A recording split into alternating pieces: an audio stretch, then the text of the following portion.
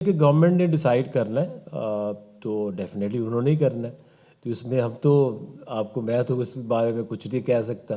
कोई भी प्लेयर जैसा नहीं है सर, हर प्लेयर का अपना अपना रोल है और अपने अपनी खेलने का तरीका है। मेरा अलग है, बाबर का अलग है। हाँ, उनका बिग बैश अच्छा नहीं गया, लेकिन वो एक डिफरेंट कंडीशन है उस। We see a very different role for Baba than you've seen in the BBL. Babar definitely is the most consistent batsman. वो T20 में काफ़ी बेहतर परफॉर्मेंस कर रहे हैं पाकिस्तान के लिए, और पाकिस्तान से अच्छी परफॉर्मेंस करें सर, मेरे लिए तो वही मैटर करता है। और वर्ल्ड कप ज़रूर चैलेंजिंग होगा और हम उसके लिए रेडी भी हैं और एक्साइटेड भी हैं। कुछ 2024 से ही हम सुन रहे थे कि हम सीनियर्स मतलब स्पेशली हम सोचते थे कि T20 से बाबर आजम जो है वो नहीं होंगे। अब फिर वो आए हैं। अब यहाँ पे वही दलील फिर आ जाती है कि अभी रिसेंटली जो उन्होंने क्रिकेट खेली वो T20 की उस क्रिकेट को मैच नहीं कर रही थी जो इंटरनेशनली चल रही है। तो अब इसके पीछे क्या दलील है कि बाबर आजम को हम T20 और दोनों स्क्वाड्स का हिस्सा बना रहे हैं अपनी ऑस्ट्रेलिया के खिलाफ भी?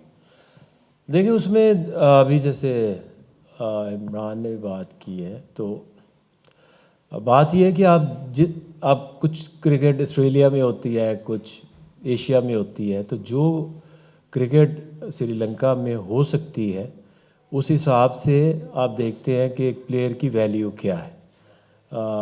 बाबर चूँकि अगर लास्ट आप एशिया कप में भी देखें तो हमें ये फील हुआ कि एक ऐसा बैट्समैन ऐसी पर्टिकुलर जो कंडीशंस हैं जिसमें चैलेंजिंग कंडीशंस आ सकती हैं उसमें टीम के स्क्वाड में होना ज़रूरी है। तो इसलिए वो एक स्पेसिफिक रोल है जिसकी वजह से कंडीशंस के हिसाब से definitely is the most consistent batsman.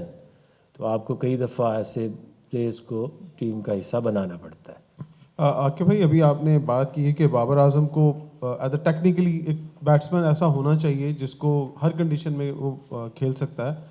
तो आप तो फास्ट बॉलर रहे हैं, जब आप क्रिकेट खेलते थे तो फास्ट बॉलिंग हमारा एक पिलर होता था, चाहे कोई कंडीशन हो, स्पिनिंग ट्रैक्स हो, फास्ट बॉलिंग ट्रैक्स हो, तगड़े 3 फास्ट बॉलर ज़रूर होते थे। या प्रोड्यूस नहीं हो रहे, आपको कॉन्फिडेंस शेक हो गया फास्ट बॉलर के ऊपर, या आप समझते हैं ये जो क्रिकेटिंग अब वाली क्रिकेट हो रही है इसमें फास्ट बॉलर का किरदार कम हो गया?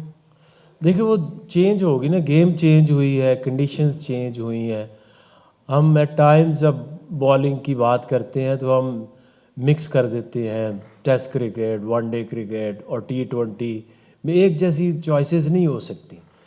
अब एट टाइम्स आपने अभी जो लास्ट सीरीज़ हुई है बांग्लादेश में, आपने देखा कि बॉल वेट हो जाता है, रात को क्रिकेट हो रही है। वो जो हमारा जो 90s वाले ना उस एरा से हम बाहर नहीं आ रहे, क्योंकि अब वो उस तरह की रिवर्स स्विंग होना, उस तरह की कंडीशंस मिलना, और जो one day cricket T20 cricket entirely different.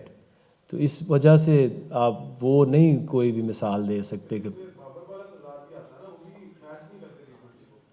नहीं। देखिए मैंने तो पहले ही कहा कि जो कंडीशंस होती हैं ना, देखिए एक होता है 180 to 200 high scoring cricket at times होती है। एट टाइम्स जो लास्ट एशिया कप में भी आपने देखा कि कई दफ़ा बड़ी पिचेस चैलेंजिंग हो जाती हैं, उसके ऊपर आपके 200 प्लस रन्स वाले मैचेस फिर नहीं रहते, तो आपको चाहिए होती है टेक्निकल साउंड बैट्समैन बीच में।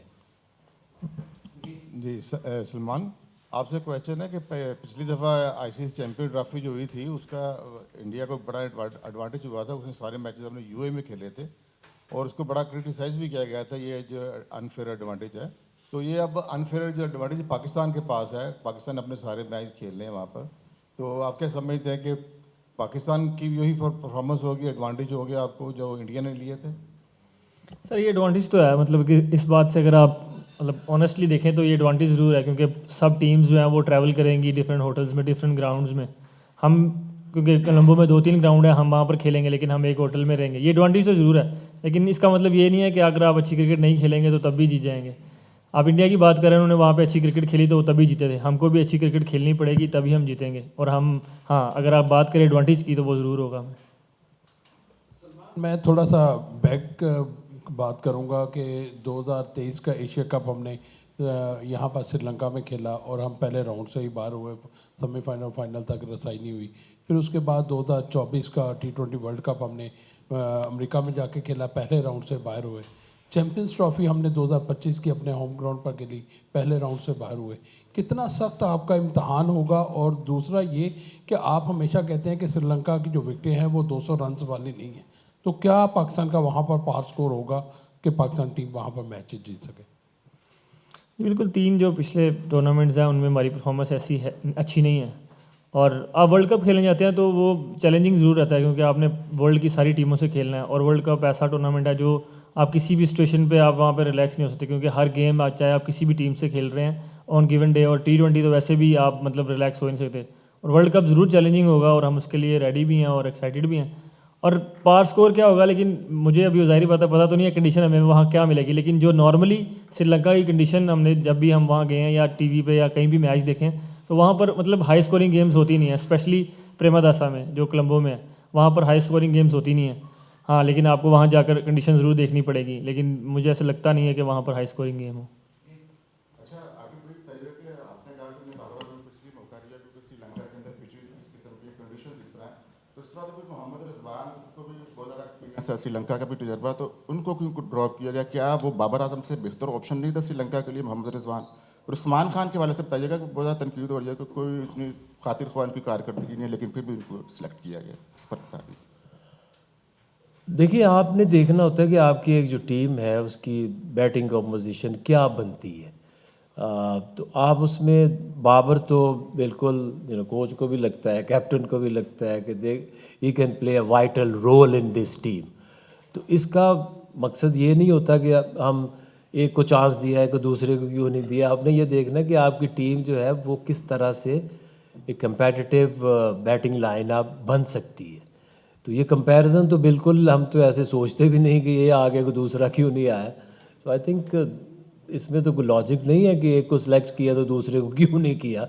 आपने देखना है कि who fit better in this squad और टीम किस प्लेयर से बेहतर बन सकती है। उस्मान खान की जो परफॉर्मेंस है उसमें आपने देखना ही होता है कि आपके पास जो अवेलेबिलिटी है और जिस टाइप की आपको क्रिकेट चाहिए, आपने जब 7-8 बैट्समैन एक कंपोजिशन बनाते हैं तो उसमें आपने देखना है कि किस टाइप के प्लेयर मिलके एक यूनिट बैटिंग यूनिट बने जो कि किसी भी टोटल या किसी भी कंडीशंस में जाके परफॉर्म कर सके। सलमान, मेरा सवाल आपसे है कि बाबर आजम के फॉर्म के ऊपर तो बड़े सवालात हो चुके हैं, लेकिन आप एज अ कैप्टन क्या सोचते हैं, क्योंकि उनकी फॉर्म आपके लिए कितनी कंसर्निंग है? एक तो होम कंडीशन पे उनकी परफॉर्मेंस नहीं रही, इवन अवे में भी जाके देख लिया हमने कि वहाँ भी परफॉर्मेंस नहीं थी, और अब वर्ल्ड कप चूँकि एक बहुत बड़ा टूर्नामेंट है, एज अ कैप्टन आपके लिए कितना कंसर्निंग पॉइंट है? And second, my question is from the head coach mic Hesson. Mike, we're going with the most inexperienced player, Khaja Janafe, as a wicket-keeper batter, while the other hand, Usman Khan is also not performing up to the mark. Do you think that it's a pretty good option for Pakistan? And we have also Mohammad Rizwan, who is not being part of the team from the last 1 year. Look, firstly, I'll answer your part about Usman Khan. You've said he's underachieved. Usman Khan has been exceptional since he's come back into the Pakistan side. He's been not out in the 3 chases that we've won when we've been losing wickets at the other end, so he showed his experience. And his wicket keeping has probably been better than expected in terms of the way that he kept. If you see the way he kept in Sri Lanka, it was of high quality. So the role that we have for our keeper bat is someone through the middle.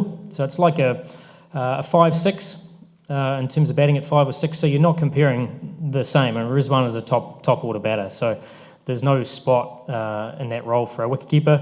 Khawaja Nafe, we'd looked at Sabzada Farhan as being our backup keeper, but unfortunately he became a little bit vulnerable to injury with the extra load from a keeping perspective, so it was something that we didn't want to risk. Sabzada Farhan is a big player for us. The fact that, we would put him in a difficult situation sort of forced our hand a little bit in having somebody else in our squad who could keep.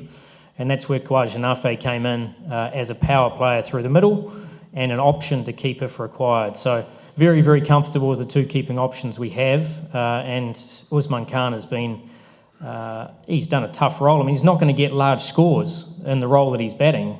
But the thing that I do ask is that they see the side through to victory. And he's done that on 3 occasions since he's been back. Babar Asia cup के बाद से आया, मुझे लगता है एक match में शायद वो मैन ऑफ द मैच भी हुए थे साउथ अफ्रीका के खिलाफ, और वो 1-1 उस time series on the line थी तीसरी गेम में, और एक मैच में जिम्बाब्वे के खिलाफ 70 और भी किए थे। और मुझे लगता है कि वो जब से कमबैक के बाद उनकी इतनी बुरी परफॉर्मेंस है नहीं, इतनी बुरी परफॉर्मेंस मतलब आप लोग या लोग दिखाते हैं। हाँ, उनका बिग बैश अच्छा नहीं गया, लेकिन वो एक डिफरेंट कंडीशन है, उस कंडीशंस का तो मतलब कोई वही नहीं है, आगे हमको वैसी कंडीशन मिलने ही नहीं वाली।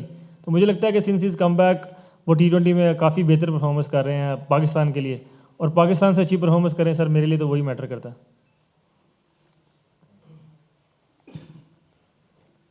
सलमान भाई, सारी टीमों ने तकरीबन जो अपने प्लेयर्स का नंबर्स हैं वो वर्ल्ड कप के बिल्कुल करीब पहुंच चुके हैं, और वो हर एक को पता है। लेकिन हमारी टीम में हम देखा जाए तो बाबर आजम भी अब दोबारा से, उनका जो पिछली सीरीज़ में नहीं थे, आप वन डाउन खेल रहे थे, तो क्या आप वन डाउन खेलेंगे या बाबर आजम खेलेंगे? क्या हमारी स्ट्रेटजी है कि दो प्लेयर्स लाइक आपको और बाबर आजम को एक जैसे प्लेयर समझा जाता है, तो क्या होगा हमारा जो बैटिंग प्लान है? और दूसरा ये कि श्रीलंका में पाकिस्तान का T20 में खासकर रिकॉर्ड बेहतर नहीं है, तो क्या कहें?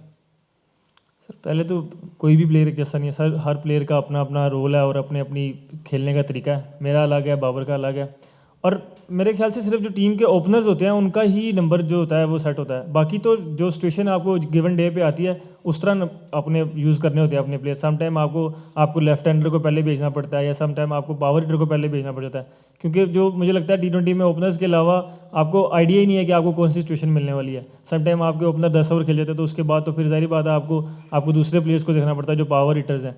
तो मेरे ख्याल से नंबर्स मैटर नहीं करते। हाँ, रोल्स आपको पता होना चाहिए, और वो रोल्स हम सबको पता है कि हमें क्या क्या रोल मिलेंगे और क्या रोल्स हैं हमारे।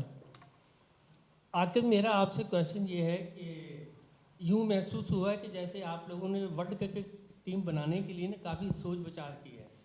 अभी देखें ना, 31 की लास्ट डेट थी, और श्रीलंका से जब खिलाड़ी खेले हैं आपने मैच्योर उनमें देख लिया था किस खिलाड़ी को रखना है, किसको नहीं रखना।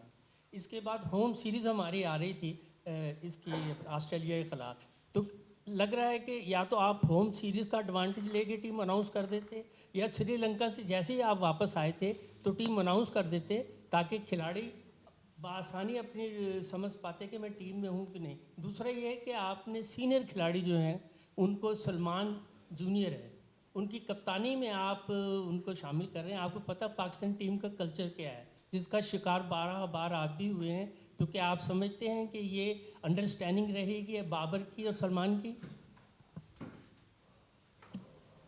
जी रफ़ीक साहब, काफ़ी आपने सवाल कर दिए, लेकिन जो मुझे समझ आई उसमें ये कि एक तो आप ये कह रहे हैं कि टीम को अनाउंस आपने लेट किया या और लेट कर देते, तो एज़ पर जो रिक्वायरमेंट होती हैं वर्ल्ड कप की, उसके कोई नाम है। आज 30th तक हमने नाम देने, तो 30th तक हम ये देखते हैं कि अब ये तो नहीं हो सकता कि लास्ट मोमेंट पे जो आखिरी मैच हुआ उसमें किसी की परफॉर्मेंस है तो वो इन हो जाएगा, कि किसी की परफॉर्मेंस नहीं है तो वो टीम से बाहर हो जाएगा। और ये वही टीम है, अगर आप देखें तो पिछले जो 3-4 सीरीज़ हुई हैं वो उसकी कंटिन्यूटी ऐसे नहीं है कि कोई वर्ल्ड कप के लिए कि हमको बहुत स्पेशल कोई डिफरेंट टीम बना रहे हैं। हाँ, ये ज़रूर एट टाइम्स देखा जाता है कि डिफरेंट कंडीशंस में डिफरेंट थोड़ी सी चॉइसेस आपकी बदल जाती हैं। और जहाँ तक बात है, एक चीज़ इन्होंने अभी बात की है कि बाकी टीमों सबका पता है कि कौन सा नंबर है, और पाकिस्तान के जो प्लेयर्स हैं इनका ये नहीं पता कि कौन सा नंबर है। हम बहुत ज़्यादा अभी भी T20 क्रिकेट को टेस्ट की तरह लेते हैं या वनडे की तरह लेते हैं। T20 is entirely different. अब अगर आपसे मैं किसी भी टीम का पूछ लूँ ना, तो मुझे नहीं पता, या ना आगा कोई पता होगा कि बाकी श्रीलंका की कौन सी बैटिंग ऑर्डर है या इंडिया का कौन सा बैटिंग ऑर्डर है।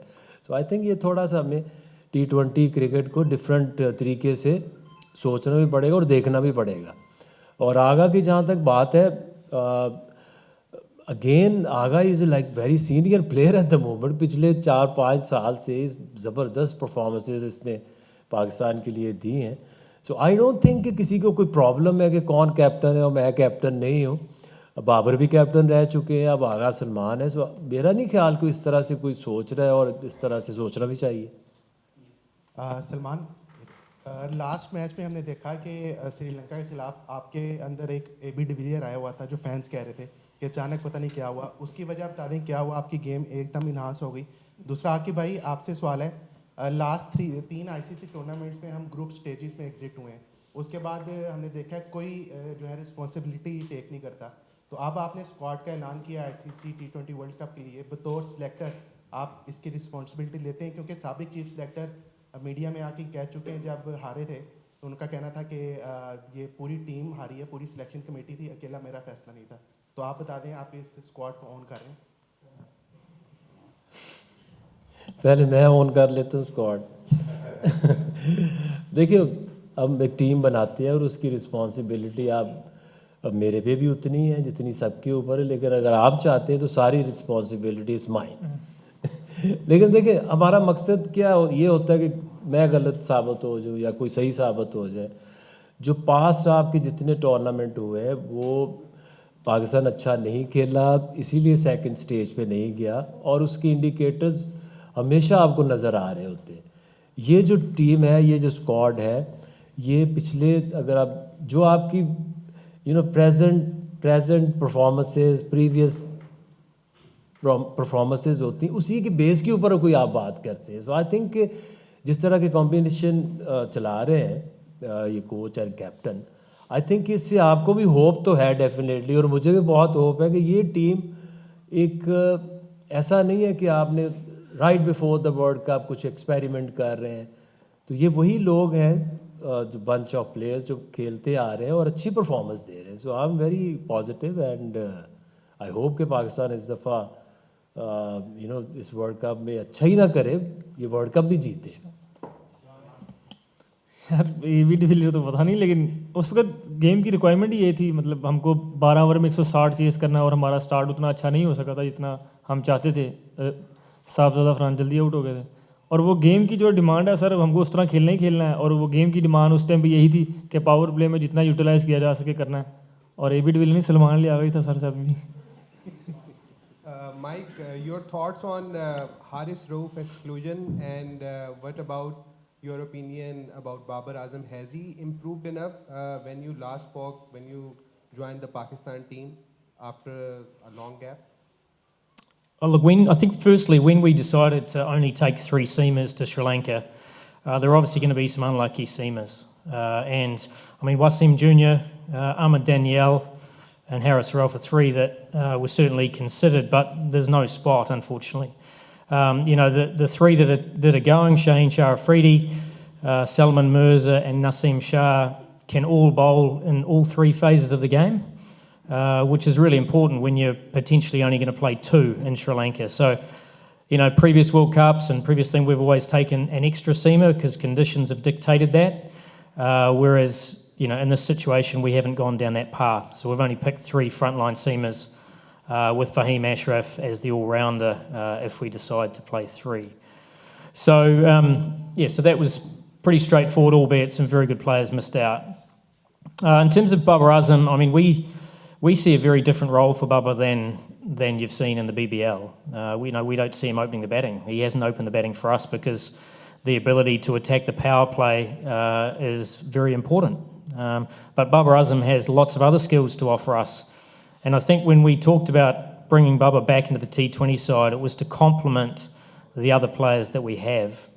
And I think he certainly has the skill to control the middle overs if required, and then to feed the strike to certain players. And also, if we're chasing a lower score, he certainly has that ability to control the chase. So, different skill set.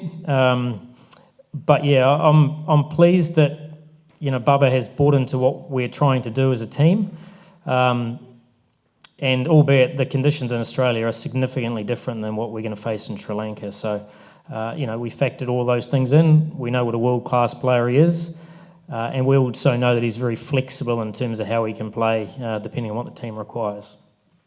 Last question. जी, आकिब भाई, मोहम्मद अमजद, अस्सलाम वालेकुम।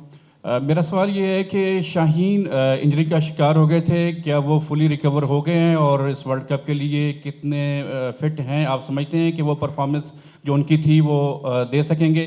Secondly Wasim junior की performance काफ़ी अच्छी आ रही थी और expected था कि शायद उसको स्क्वाड का हिस्सा बनाया जाएगा, लेकिन स्क्वाड में नहीं शामिल किया गया। उसके पीछे क्या वजह है?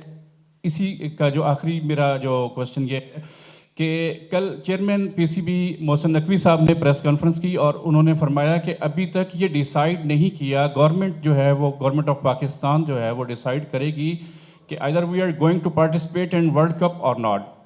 आज साथ ही आपने टीम अनाउंस कर दी है, क्या गवर्नमेंट ने ये डिसाइड कर दिया है कि पाकिस्तान टीम जो है वो वर्ल्ड कप में शामिल होगी? और अगर डिसाइड नहीं हुआ तो फिर इतनी जल्दी जो है वो टीम अनाउंस करने के पीछे कोई वजह है?